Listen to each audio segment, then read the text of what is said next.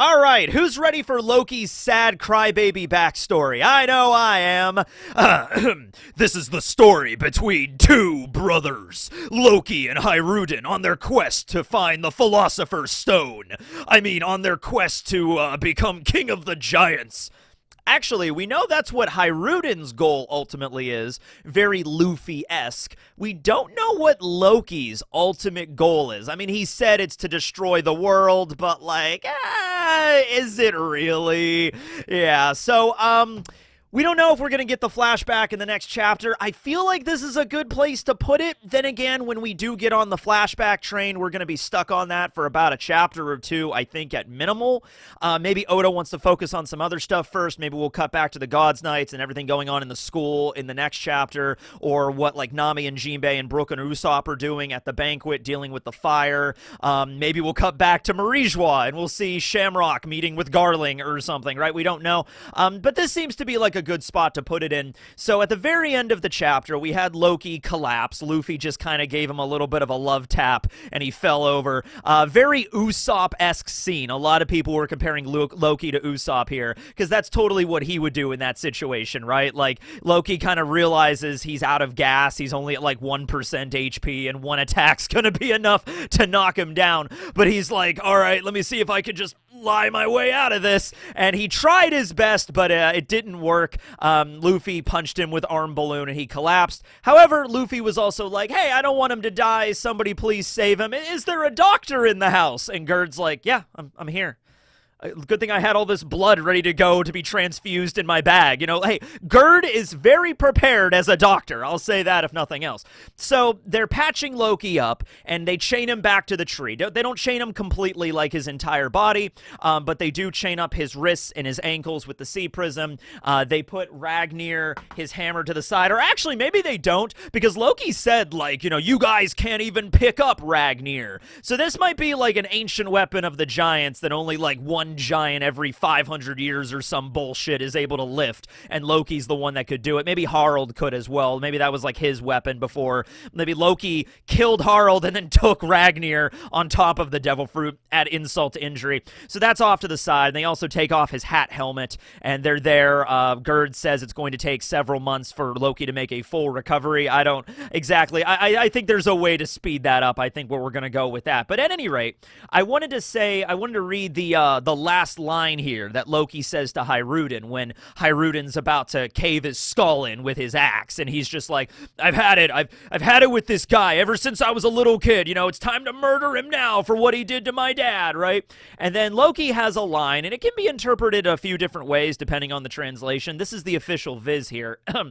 They all say I went and killed Dad with pure murder in my heart. But you don't believe that, do you? And Loki is not smiling here. He's a rather serious expression, kind of a somber expression, one would say, on his face. And then you have Harald that just has the question mark and the exclamation point over him, like, what?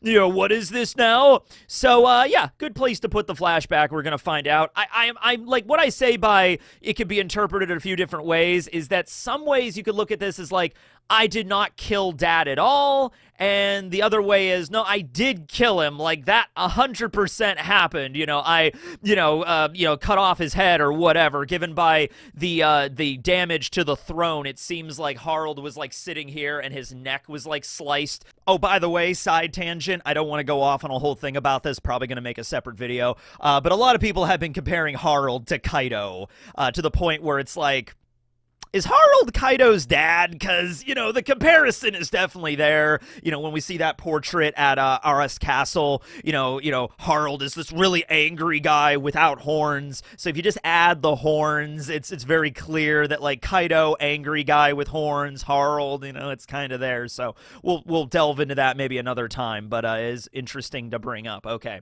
so let us talk about Loki's eyes. because now it's getting to the point where, a lot of people have brought it up, because we see a small flashback, not a long one, but we see a small flashback between Loki and Hyrudin and Harald in the last chapter. It's only a few panels. One where King Harald is like pleading with his sons to get along and is like, I love you both, and one day you're going to support Elbaf after I'm gone, and all that kind of stuff. Meanwhile, we have Loki just beating up Hyrudin constantly, like on a daily basis, with like a spiked kanabo. Also reference to Kaido, maybe? Who knows? And Loki is the little brother, Hyrudin is the older brother, but Loki is even crazy strong even at that young age. When we see Loki in this flashback, he still has the bandages over his eyes. So he hasn't eaten the devil fruit until after he killed King Harald. I'm pretty sure the timeline of events, because all those giants were going over all the horrible things that Loki did, plenty of which he's not even like, that's not even his fault. Like, his mother died after he was born. It's like, okay, well, he was a baby. He had no, say in that. All right, that's not him. That's whatever. And I think there was like something else, like the royal steed died when he was a few weeks old. It's like, okay, that's once again not on Loki. He burned an entire village down. Okay, that one maybe. He poisoned our water supply, burned our crops, and delivered a plague onto our houses. Okay, maybe 2 out of 3 of those things he did, but like the third one, So I think he ate the devil fruit at around the same time Harald died, okay? Whenever that event, that war at the castle went down. So I was assuming, like a lot of people did, the reason his eyes were bandaged up when he was chained to the Yggdrasil tree, that had something to do with his devil fruit abilities. Not sure what, but that was what it was. Or maybe it was part of his imprisonment as well. Like, let's chain him up to the tree and then we'll blind him, or something, right? But no, apparently that is something that Loki has been having for a while now. So here's an idea. So, considering a lot of people have been comparing Loki to Usopp, and Usopp still hasn't really done much in Elbaf yet. I mean, like, we don't know how long this arc is gonna be, all right? I have no idea. I don't even want to make an assumption, but I'm going to assume it's not going to be ending anytime soon. We're going to be in Elbaf for a little while longer here. It seems like we are right about at the point where we're learning the spin on Loki, and, everybody is, like, blaming Loki for, like, all of their woes, and it turns out there are actually some other factors to go along here. King Harald probably wasn't the nicest guy that everybody claims he was. He probably was working with the world government in one way. We know that because the summoning circle was in the throne room. That's the whole reason the Gods Knights were even able to arrive there to begin with. So, at the very least, we know Harald either evil or very oblivious or gullible or naive. Some shit was going on with him, okay? So, Loki, though, going with the comparisons to Usopp, if he's, like, constantly lying and bluffing his way through life and deceiving and all that kind of stuff, a good way to hide that would be to cover up your eyes. So, I don't think there's anything physically wrong with Loki's eyes. Like, I don't think it's like a Doflamingo situation where I think underneath Doflamingo's glasses, I think Doflamingo was, like, missing an eye. Or his eye was extremely damaged from when they were, when him and Roshinate and Homing were, captured by that angry mob and, like, burned and, like, crucified, basically. Like, there's some damage there that, like, Doflamingo doesn't want other people to see. I don't think that's the same case with Loki. I think it's, like, just makes it easier for him to deceive and lie because nobody can look into his eyes. Nobody can really see, the expression of his eyes, or if he's crying, or if he looks sad, or if he looks like he has, like, regret or remorse for anything that he's doing, right? It seems at a very young age, because of his mother dying right after he was born, and because of the thing with the horse, the royal steed, and some other stuff that was happening, Loki at the very beginning kind of had the deck stacked against him. A lot of people were claiming he was, like, evil and the devil child and the accursed prince, all right? And then Big Mom, Big Mom torching an entire town because of the Semla incident and Yorl dying and all that kind of jazz. Once again, Loki was a baby when that happened. Loki Loki wasn't even in the village when that occurred, but it occurred around the time Loki was born. And, you know, the giants of Elbath are pretty superstitious. We've already learned about a lot of that. So it would make sense that they would direct all of their anger as like, hey, all this horrible shit seemed to happen right around the time Loki was born. By the way, it was also right around the time Goldberg and Road were born. So how come Loki has this bullshit cross to bear? Meanwhile, Goldberg is over there in the kitchen making a delicious shepherd's pie and nobody cares. Oh, wait a minute. Oh, wait a minute. No. Okay. All right. I'll just say this and then we can move on as like maybe an idea. We'll pin this for later. What if Oda really is gonna go along with the logic of, oh no, there was a child that was cursed, and all of the horrible things that happened in Elbath around that time did center on that child's birth? But it just wasn't Loki. It was Goldberg. You know, Road, we've already kind of looked into Road's character. We know what Road is about, right? He was the fake sun god in the Lego City and all that jazz. No, you know who we really don't know shit about right now? Goldberg! We know a lot about Harald and Gerd. We met Stanson back at Sabaody. We learned a lot about Road. I don't think Goldberg has done anything significant up until now. I'm watching you. I'm watching you, Goldberg. I was right about Road. I think I'm calling it on Goldberg right now. Goldberg was the accursed child. There's going to be a moment of betrayal here where Goldberg, or maybe the shield on Goldberg's back that might be a homie, it opens its eyes and it's like, dun, dun, dun, dun, dun, dun, dun. It's just like, oh no, they know. The shield is possessing Goldberg. I don't know. But now that you think about it, how much do we really know about Goldberg? Yeah, really nothing at all. I don't know. Okay, so getting back to it, Loki might have just accepted that as his fate. He was like a lot stronger than all the other giants, so he's like, you know what? Screw it. I'm really powerful right now. I'm stronger than everybody else. Everybody seems to hate me, but who cares? I'm just gonna own it. I'm just going to take up that mantle of being the accursed prince, and I'm gonna roll with it. And he did. But Loki might actually be, okay, there was that time where so he did burn a village down when the giants were talking about that, right? And we saw like an image of Loki in the past, like a silhouette of Loki laughing his ass off as the village burned in the background.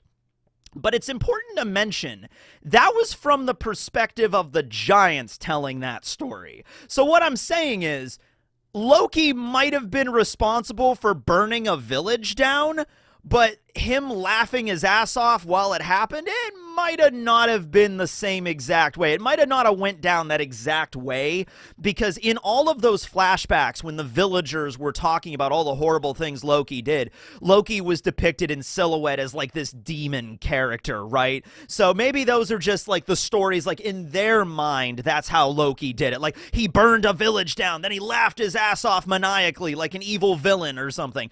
That might have not have been how it actually happened. That might have just been the way they're telling the story. So keep that in mind, right? So anyway, he's going around, he's causing havoc, and he might actually feel kind of regret or remorse over some of the stuff he does, or maybe even when he does it, like when he beats the shit out of Harald, or when he did torch a village, or, you know, he did all these horrible things. Maybe he did at the moment, like laugh, like to keep up the persona, you know, the image, the character he's trying to cut of like, ha ha ha, I am the evil prince, wahaha, I am Vegeta, yes.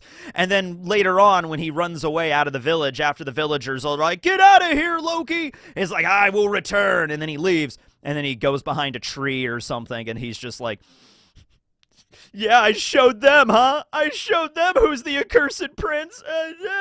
So he is like Vegeta. He's perfectly like Vegeta. So I don't know. Maybe at some point Loki's going to take off the bandages and we're going to get to see his eyes. And maybe they're like the most somber puppy dog eyes you've ever seen, right? He just pulls off his bandages and his eyes are so bloodshot from crying as much as he did. Like all those years he spent chained to the tree, he talked about being filled with rage and anger, but maybe he's just really, really sad. But no, I think the rage and anger is also there as well. I mean, Shamrock and Gunko slaughtered all of the animals of the forest that were his friends, and he really cared about them. So it's probably a combination, I would imagine. A combination of sadness and then a combination of just sheer unbridled wrath and rage over the years of all the bullshit. All right, that's also got to culminate to a breaking point at some point. And Loki is like I said, he's at like 0 health right now, so he just doesn't have the energy to get up and really do things. If the devil fruit could fix that, I don't know. If only after they remove the shackles, maybe that could something there, because Loki's gonna have to fight at some point in this arc. It would be so weird if he didn't. Although it would be interesting if it's like Loki recovers a little bit, so he doesn't get to 100%. It's just like 10% power Loki is still enough to deal with like Gunko or Summers or Killingham, a level of the God's Knights, which is like how strong he is. It's just that all that damage he incurred on the, while he was chained up still like transferred over, okay? If he has some kind of mythical zone, maybe that could fix it, not sure. If it's Ragnir that has the mythical zone, that would also make sense when he said like only I can pick up Ragnir. If Ragnir does have the power of like the Thor mythical or some kind of mythical zone that could summon lightning, and the hammer is kind of conscious, it would make sense that it's only allowing Loki to pick it up. That could also be a direction there too. After we get the backstory, however that's going to go. And the backstory is probably going to involve Loki being like, yeah, so here's how I killed our dad. And Hiruden's going to be like, he's like, hey, wait, just hold on a second. There's parts of the story you don't know. That part is true, though. I did murder our father. Okay. So anyway, the day before I killed our father, I was listening in on a meeting he was having, and I heard him talking about, like, summoning the God's Knights or the Gorosei. Maybe one of the Gorosei was even there, because that summoning circle had been used previously. So maybe Loki was in the castle, and he opened the door to the chamber, and you see, I don't know, Top Man or Ethan Baron or Marcus, or, like, I don't know the rules here. Is Emu allowed to leave the castle? I mean, we would assume probably not, but who knows? Anyway, opens the door, and we see a person there talking to Harald about opening up Elbaf and about, like, joining the world government, and it's like maybe bringing the giants to heel or something like that. If we're gonna go along with the logic, by the way, let's say Harald wasn't an evil dude. I know he looks like an angry guy, but let's say he wasn't. Let's say he was a genuinely good dude.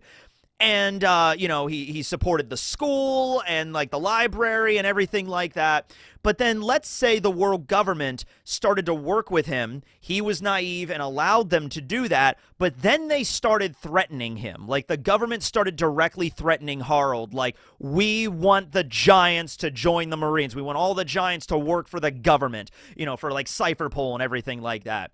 And maybe Harald was, like, a little bit hesitant. Like, hey, no, I mean, like, I want to join the world and open Elbaf up to trade and all that. I think that's good for the economy and the commerce and everything, but, like, we're not going to be your slaves. We still have Elbafian pride. We're not just going to give that up.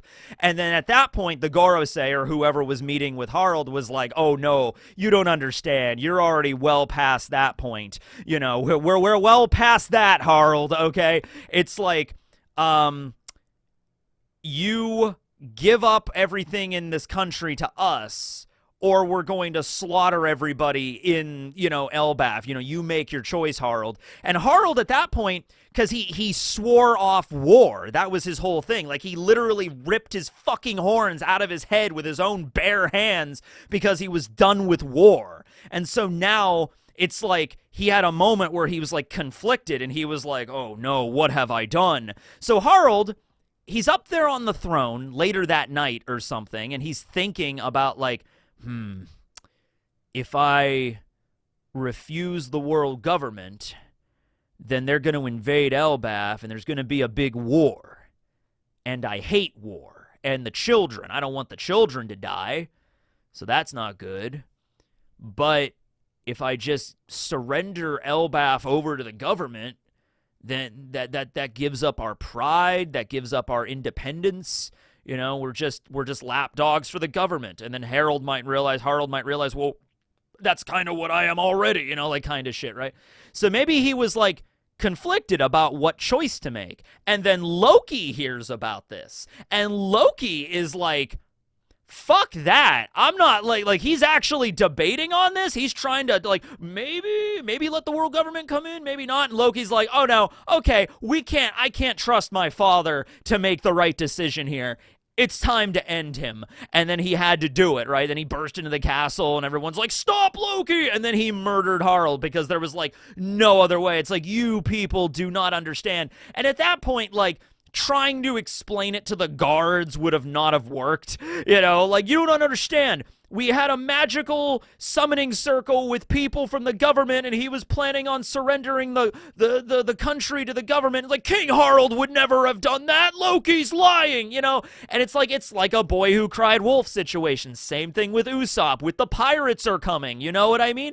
It's like, they wouldn't have believed him anyway. Loki probably didn't even bother to lie to them because he knew that they weren't going to believe him anyway. And so, you know, pip, cheerio. Loki goes out to sea, escapes Elbaf after murdering Harald. Negotiations with the world government break down because it seems like the only person that the world government were communicating with was Harald. There wasn't anybody else. And so they didn't elect a new king or anything. So Loki goes out to sea 14 years ago. Rampages around there a little bit. Probably was the moment where he met Lola at some point during that time period. Shanks shows up, defeats him, brings him back to Elbaf, chains him to a tree 6 years ago. So that's probably linking back up to where we're at here.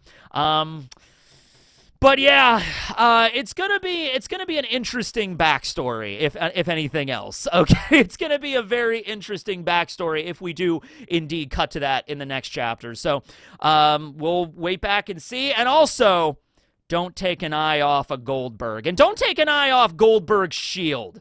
I don't trust that shield. That shield, it's up to something. All right. Thanks for watching, everybody. Teching signing out.